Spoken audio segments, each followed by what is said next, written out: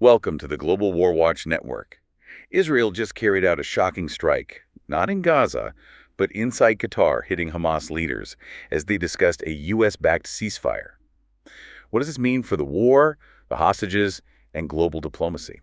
Let's break it down. Today, we're really looking into the fallout from this Israeli action. It's not just another event. It's got these huge ripple effects, doesn't it? Absolutely. It touches everything from Gaza to, well, global diplomacy. It's quite something. And we want to give you that comprehensive picture today, drawing on everything we've gathered. And to really get it, you need to understand this is, well, it's highly unusual. A military strike by one country inside another, especially a U.S. ally like Qatar, and one acting as a mediator. Right. That's almost unheard of in modern times. It's not just another strike. It challenges sovereignty, diplomatic norms. It really tests U.S. alliances there. Unprecedented is definitely the word. It really is. It raises the stakes enormously. So the main event, Israel strikes, what it says, is Hamas's political HQ in Doha, Qatar. Doha, capital of a U.S. ally. That's the sterner. And the timing, as our sources show, was just incredible. It happened Tuesday, Yeah. right when Hamas leadership was apparently meeting to talk about a new U.S.-backed ceasefire proposal for Gaza. That timing is just critical. It's not just about hitting targets. It feels like it could, completely derail the talks. The talks aimed at ending the war, freeing hostages. Exactly. Think about it. Peace talks happening in a neutral country, an ally's capital, and then boom, a strike. It throws massive uncertainty into an already fragile situation, right when there might have been a path opening up. Precisely. So you have to ask, what was the real intention? Pressure? Or was it meant to disrupt the talks? And then there's the human cost, the claims. Hamas said its top leaders survived. No immediate proof offered, though. Right. They claimed survival for the top brass. But they did confirm 5 others killed. Including the son of Khalil Ahaya. He's Hamas's Gaza leader, a key negotiator, plus bodyguards, his office head. And significantly, a member of Qatar's own internal security force was killed too, others wounded. So it directly hit Qataris, on Qatari soil. Yes.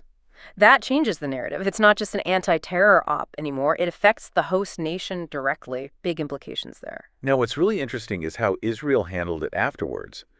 Netanyahu very quickly, very publicly took responsibility. He said, and I'm quoting here, Israel initiated it, Israel conducted it, and Israel takes full responsibility. That's quite different from usual, isn't it? It really is a stark departure. Usually there's more ambiguity, perhaps plausible deniability. Why the direct claim, do you think? He mentioned it came after attacks in Jerusalem and Gaza. Well, publicly owning it sends a clear message. Strength, resolve, perhaps for a domestic audience after those attacks. Israel also mentioned using precise munitions and additional intelligence. But it also ties Israel directly to all the diplomatic fallout. Right. No hiding. Exactly. It's a double-edged sword. You project strength, but you also own the consequences internationally. No wiggle room. And those consequences were felt immediately in Doha, obviously. Qatar, the mediator, now a target site. Let's unpack their reaction. How did they respond? And what does this mean for their role? Predictably, they were furious. Condemned it immediately, called it a flagrant violation of all international laws and norms. You can imagine.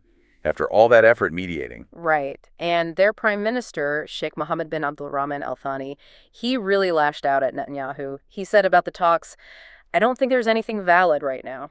Wow. So is mediation over? That's the fascinating part. He actually stopped short of pulling out completely. He said, quote, we will do whatever we can to stop this war.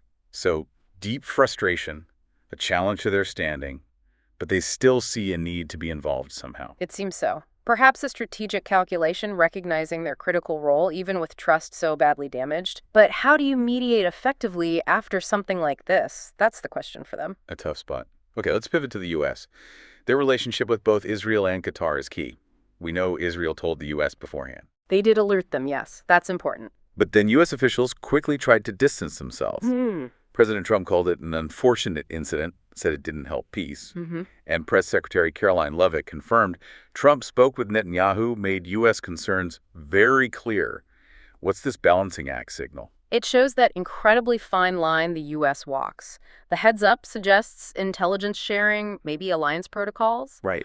But the public distancing, especially from Trump, shows deep worry about the strike's impact on the talks, on the U.S. relationship with Qatar. And there was that warning pass to Qatar, too. Yes, by the envoy, Steve Witkoff. But the Qataris basically dismissed it. Their spokesperson said it came just as the explosions were being heard. Ouch. So too little too late, making the warnings seem almost pointless. Essentially, yes. It likely strained the U.S.-Qatar relationship even further, raises questions about how effective that communication really was.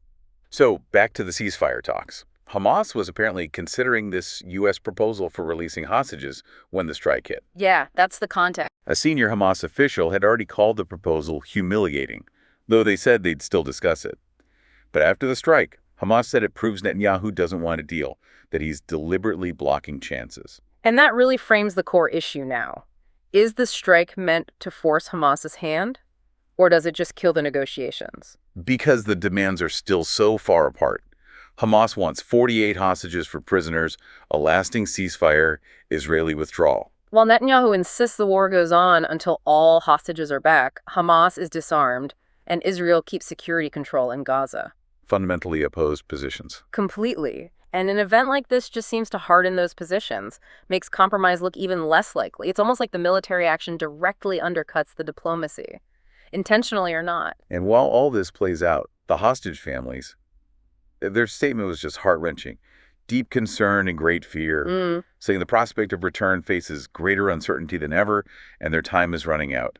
It's a brutal reminder of the human stakes. Absolutely crucial to remember that. And this isn't just a regional issue anymore. The international reaction was swift. The UN Security Council held an emergency meeting. At the request of Algeria, Pakistan, Somalia. Right. And significantly, condemnation came from key Gulf players, too. Saudi Crown Prince Mohammed bin Salman called it a criminal act, a flagrant violation. Even the UAE expressed full solidarity with Qatar and Egypt. Egypt also condemned it, called it a direct assault on Qatar's sovereignty. These aren't just random countries. These are key regional actors, some involved in normalization efforts. That disapproval matters. It really does. So connecting this, you mentioned Israel's growing isolation, the threat to the Abraham Accords. How does hitting Qatar, a mediator and U.S. ally, specifically jeopardize those normalization deals, like the potential one with Saudi Arabia? That's the bigger picture connection. The Abraham Accords were built on the idea of shifting alliances, finding common ground. But expanding them, especially to Saudi Arabia, requires a perception of stability, of respect for basic rules. And this strike undermines that perception. Profoundly. When a strike happens in Qatar, home to a major U.S. base, a key diplomatic hub, it sends a worrying signal to potential partners like Riyadh. The UAE already warned Israel about actions threatening the accords. This just adds fuel to that fire. It makes it much harder for Saudi Arabia to justify normalizing ties now. Much harder. It looks like instability, like a disregard for norms. It feeds Israel's isolation and just ratchets up tension across the whole region. Bad news for broader peace prospects. A really clear breakdown of such a tangled situation. Okay. So as we wrap up, maybe a final thought for our listeners to consider. Well, it does leave us with a critical question, doesn't it? If a military strike, maybe meant to apply pressure or take out leaders, ends up actually sabotaging the very negotiations that could bring about a ceasefire and get hostages home, what does that really tell us about whether such tactics work? And more importantly, what options are actually left for anyone trying to find a lasting peace here? It forces a hard look at the real impact of these choices. That's a powerful point to reflect on. Thank you so much for walking us through this today. Your insights have been incredibly helpful. And to all of you listening, thank you for your time and for joining this important conversation. We really appreciate you tuning in. Please do like, share, and subscribe to the Global WarWatch Network for more analysis like this. We'd also love to hear your thoughts, so please share them in the comments section below and join us on social media. All the links you need are right there in the description.